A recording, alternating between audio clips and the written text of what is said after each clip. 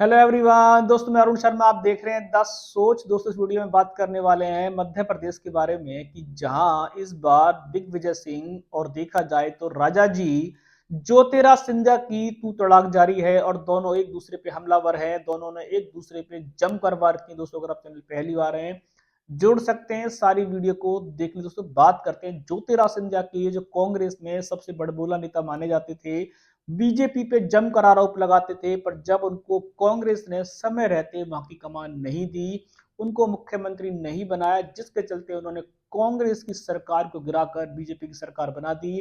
पर बीजेपी ने भी उनको मध्य प्रदेश का मुखिया नहीं बनाया, उसकी कमान उनको महाराष्ट्र की अन्य प्रदेश प्रभारी बना के रख दिया और उनको एक कैबिनेट मिनिस्टर जरूर बना दिया, जिसके चलते ज्योतिराज सिंधिया की आज भी भड़ास कांग्रेस पे जारी है। कांग्रेस को वो सबसे बेकार निकम्मा पार्टी बताते हैं, जिनके पिता ने आजीवन कांग्रेस में बिताया हो, पर बेटे को पद का लालच, लोभ लालच इतना ले गया कि उन्होंने कांग्रेस की जड़ें महाराष्ट्र में और मध्य प्रदेश में खुदवा के रख दी। यहां तक कि मध्य प्रदेश एक तरीके से बीजेपी का गढ़ बन गया और उन्होंने कांग्रेस का सुपड़ा साफ करा के रख दिया।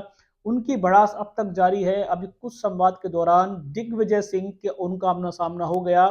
दिग्विजय सिंह ये कहते हैं, राजा जी कह के हमारी जवान दुख जाती। जितना राजा जी को हमने कर दिया, जितना राजा जी को मान दिया, बीजेपी में ठगे से महसूस कर रहे हैं। पर खिसियानी बिल्ली खंबा नोचे। उनको मुखिया जिस मुख्य पद के लिए वो कांग्रेस को ठेंगा दिखा के गए थे, ना ठेंगा मिला ना पद मिला, खाली कैबिनेट मिनिस्टर बना के रख दिया। ऐसे मंत्रालय तो कांग्रेस की सरकार में उनको कितनी बार दे दिए गए थे, पर राजा जी का घमंड साथ में आसमान पे है। उनको जितना सम्मान बीजेपी नहीं दे पाई, उतना कांग्रेस में दिया। पर वो है कि राजनीति से दगाबाज उन पे आरोप लगा दिया है, विद्रोही आरोप लगा दिया कि उन्होंने कांग्रेस के साथ विद्रोह किया है। अब ज्योतिराज सिंधिया भी चुप रहने वाले नहीं थे। उन्होंने पलटवार किया कि ये दिग्विजय सिंह है, जिनकी जगह जबान जो है बेलगाम है। कांग्रेस में इनकी जड़ें खत्म हो चुकी हैं, कांग्रेस इनको कुश्ती नहीं है। वो दिग्विजय सिंह है जो हम इनका सम्मान करते थे बुजुर्ग के नाते, पर इनकी जबान से मेरे फादर को और मेरे परिवार को आए दिन कोसते रहते हैं। मैं दिग्विजय सिंह का सम्मान करता हूं, पर इसका मतलब ये नहीं है कि वो मेरे परिवार को कुछ भी बोलेंगे। अब दोनों के सियासी वार जारी हैं। उन्होंने आपसी रंजिश एक दूसरे पे निकाल दिए। वो कहते हैं कि कांग्रेस में इनकी जड़ें खत्म हो चुकी है। ज्योतिराज सिंधिया को दिग्विजय सिंह का पलटवार है। वो ये कहते हैं कि जितना मान सम्मान कांग्रेस पार्टी में रिया और एक कांग्रेस की पार्टी को दगा देके गए, तो इनका बीजेपी में यही हाल होना था।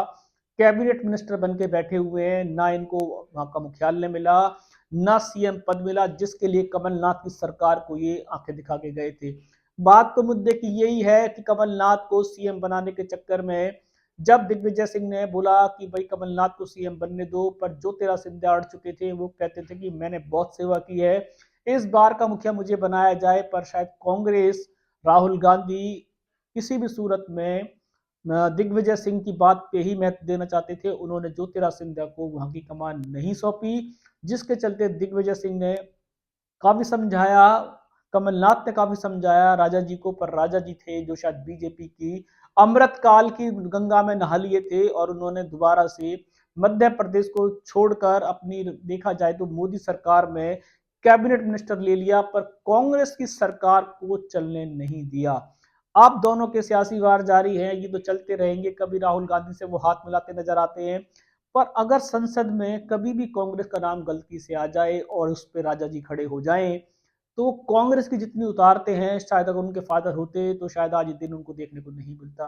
दोस्तों, फिलहाल दोनों के मध्य प्रदेश में सियासी घमासान जारी है। दोनों कांग्रेस के नेता हैं, दोनों एक ही पार्टी के अच्छे कमान नेता थे, पर दोनों ने एक दूसरे पे कीचड़ उछाली है। पर दिग्विजय सिंह ने बोला है कि हम मान सम्मान की बातें करते हैं, राजा जी ये कहते हैं कि मैं इनका मान सम्मान करता हूं, तो फिर आपस में वार टू वार क्यों? इस रुझान पे सर्टिफिकेशन लेके आएंगे। अगर आप चैनल पे नहीं जुड़े, जुड़ सकते हैं हमारी सारी वीडियो। मैं अरुण शर्मा लूंगा नई सोच के साथ। अपना ध्यान रखें। नमस्कार।